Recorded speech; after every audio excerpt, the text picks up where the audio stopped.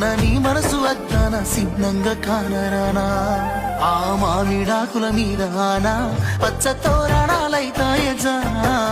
వరి పైరు మీద నానా అవి అక్షంతలే అయ్యేనా